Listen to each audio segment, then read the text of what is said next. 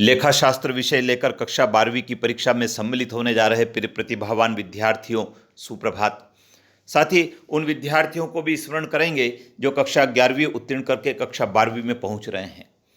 यह वीडियो आप दोनों प्रकार के विद्यार्थियों के लिए उपयोगी है।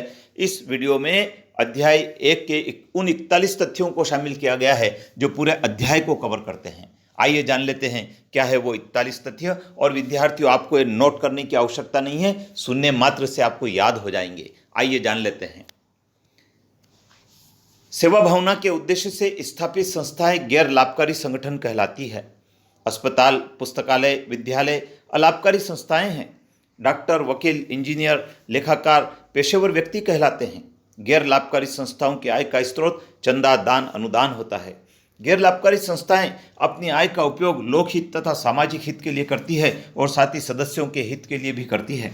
गैर लाभकारी संस्थाएं आय का उपयोग कला, संस्कृति, धर्म, शिक्षा, खेल को बढ़ावा देने के लिए करती है। गैर लाभकारी संस्थाओं का प्रबंध सदस्यों द्वारा गठित कार्यकारी समिति द्वारा किया जाता है। ये संस्थाएं प्राप्ति भुगतान खाता, आय व्यय खाता और चिट्ठा बनाती है। इन संस्थाओं की आय का व्यय पर आधिक्य पूंजी कोष में जोड़ा जाता है। ये संस्थाएं अपना हिसाब किताब दोहरा लेखा प्रणाली के आधार पर रखती है। ये संस्थाएं हिसाब किताब की रोकड़ प्रणाली अपनाती है। गैर लाभकारी संस्थाएं रोकड़ बही, स्मरण पुस्तिका, स्टॉक रजिस्टर, वेतन तथा मजदूरी रजिस्टर, सदस्यता रजिस्टर को रखती है।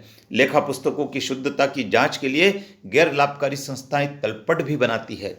प्राप्ति भुगतान खाता नगद तथा बैंक लेन देनों के विभिन्न शीर्षकों का सारांश होता है। प्राप्ति भुगतान खाता वास्तविक स्वभाव का खाता है।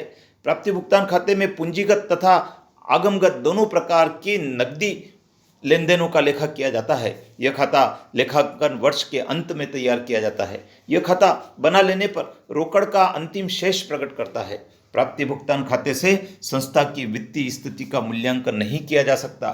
संपत्ति पर घटौती, अदत्त व्यय, उपार्जित आय का लेखा प्राप्ति भुगतान खाते में नहीं किया जाता है। उपहार, वसीयत से प्राप्त राशि से गैर लाभकारी संस्थाएं समर्पित कोष का निर्माण करती है। समर्पित कोष की राशि से प्राप्त ब्याज का उपयोग संस्थाएं विशेष कार्यों के लिए करती है। चंदा, अंशदान, सदस्यता शुल्क का भुगतान संस्था के सदस्यों द्वारा वार्षिक आधार पर किया जाता है। चंदा आयगत प्राप्ति माना जाता है। यदि चंदा किसी विशेष कार्य के लिए प्राप्त होता है तो वो पूंजीगत प्राप्ति होता है। जब दान संस्थाओं को किसी विशिष्ट कार्य के लिए मिलता है तो वो पूंजीगत कहलाता है। वसीयत एक प्रकार का उपहार या दान है जो मृत व्यक्ति की इच्छानुसार प्राप्त होता है। वसीयत में मिली राशि अनावर्ती होती है, अतः इसे पूंजीकृत किया जाता है।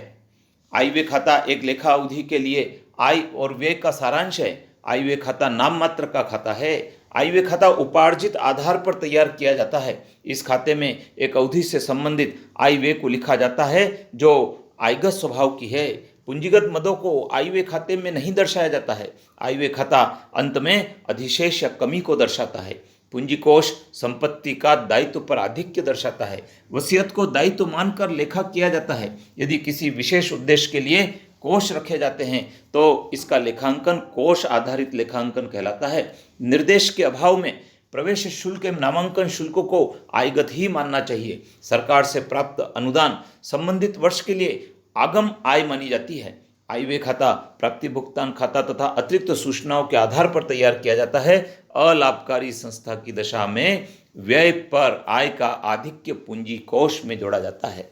विद्यार्थियों, ये वो 41 तथ्य हैं जो आपके पूरे अध्याय को कवर करते हैं। आप इसको बार बार सुने तो ये आपको स्मरण में रहेंगे और जब आप आपके प्रथम अध्याय को पढ़ेंगे तो ये तथ्य आपको उस अध्याय को समझने में सहयोगी होंगे, सहभागी बनेंगे। चैनल पर बने रहें, सब्सक्राइब कर लें, अपने मित्रों को भी बताएं, क्योंकि हम हर चैप्टर पर आधारित ऐसे तथ्यों का एक वीडियो आपको भेजेंगे जो आपके लिए काम का होगा, उपयोगी होगा। जय हिंद।